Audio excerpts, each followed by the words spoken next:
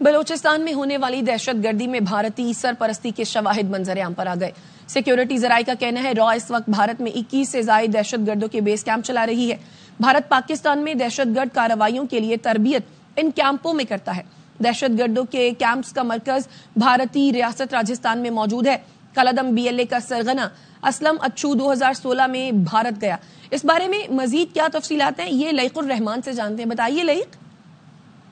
بھارت پاکستان میں دہشت گرد گروپوں اور کالعدم تنظیموں کی مالی معاونت فراہم کرتا ہے اور اس کی سربرستی کے ثبوت بھارتی میڈیا نریندر مودی اور وزیر دفاع کے بیانات سے ثابت ہوتی ہے۔ دہشت گرد گروپوں کے سرگنا لاجسٹک اور آپریشنل بریفنگز کے لیے بھارت کا باقاعدگی سے دورہ کرتے ہیں اور ان کو طبی علاج بھی بھارت میں فراہم کیا جاتا ہے۔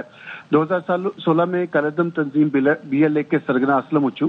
افغان پاسپورٹ پر دلی گئے، راہ کے اہلکاروں سے ملاقاتیں کی اور اس کے علاوہ 2018 میں کراچی میں چینی قونصلیٹ پر حملے کے ماسٹر مائنڈ بھی تھے وہ۔ اس کے علاوہ دیکھا گیا کہ اسلم اچھو کا بیٹا ریحان 2018 میں دلبندی میں چینی انجینئروں پر خودکش حملے میں ملوث بھی پایا گیا۔ اسی طرح کالعدم BLA کے موجودہ سرگنا بشیر زیب 2017 میں افغان پاسپورٹ پر بھارت کا دورہ کیا اور بلوچستان میں ہونے والی حالیہ جو دہشت گردی کے حملوں کی منصوبہ بندی ہے اس میں بھی وہ واضح طور پر سامنے آیا۔ DGSP اس حوالے سے کئی بار ثبوت پیش کر چکے ہیں اور بتا چکے ہیں کہ مختلف حوالوں سے BLA کے جو لوگ ہیں ان کو سہولیات فراہم کی جا رہی ہیں۔ سیکورٹی ذرائع کا اس حوالے سے یہ بھی بتانا ہے کہ 21 سے زائد دہشت گردوں کے بیس کیمپس راہ چلا رہی ہے اور دہشت گردانہ کارروائیوں کے لیے دہشت گردوں کی تربیت بھی ان کیمپوں میں کی جا رہی ہے۔ جی شاید ٹھیک ہے لئیق الرحمان، آپ اس بارے میں اپڈیٹ کرے تھے، شکریہ۔ اور اسی معاملے پر بات کرنے کے لیے ہمیں جوائن کیا ہے بریگیڈیئر ریٹائرڈ راشد ولی جنجوعہ صاحب نے۔ بریگیڈیئر صاحب بہت شکریہ آپ کے قیمتی وقت کے لیے۔ سر، بھارت تو الزام لگاتا ہے لیکن ثبوت نہیں دے پاتا، مگر ہم ثبوت سامنے رکھتے ہیں۔ ثبوت سامنے آئے ہیں بلوچستان میں جو دہشت گردی ہو رہی ہے اس میں بھارتی سرپرستی ہے، اور نہ صرف یہ بلکہ بھارت میں 21 سے زائد دہشت گردوں کے بیس کیمپس ہیں جہاں پر پاکستان میں دہشت گرد کارروائیوں کے لیے تربیت دی جاتی ہے۔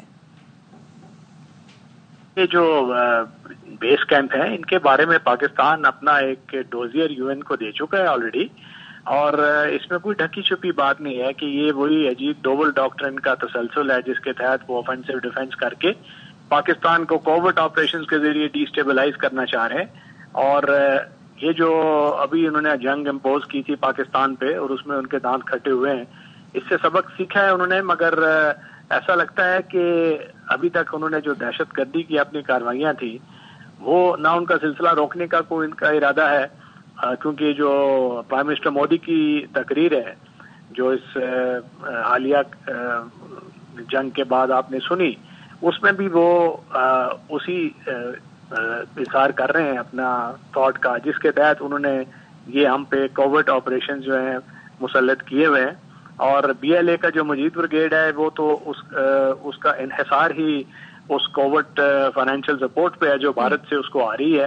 اور اس میں محفوظ ٹھکانے ان کے ہمارے پڑوسی ممالک میں جہاں پہ ان گورنڈ سپیسز ہیں،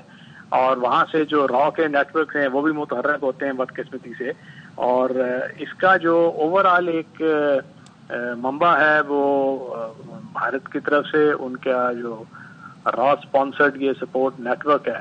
تو یہ پورا ایک نیٹ ورک ہے جس کو ہم نے کئی مرتبہ انٹرنیشنل کمیونٹی کے سامنے رکھا ہے۔ تو بریگیڈیئر صاحب، آپ نہیں سمجھتے کہ جو ڈوسیئر ہم نے بھارت کو دیا ہے وہ بھارت کو دیے جانے کے علاوہ اقوام متحدہ میں بھی اس کو ڈوسیئر کو دیا جانا چاہیے، اس کے ساتھ ساتھ انٹرنیشنل میڈیا کو بلا کر بھارت کو ایکسپوز کیا جانا چاہیے؟